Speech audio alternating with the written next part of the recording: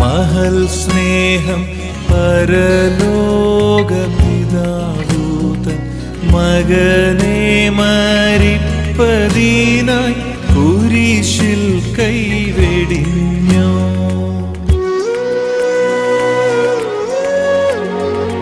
മഹൽ സ്നേഹം പരലോകപിതാവൂതൻ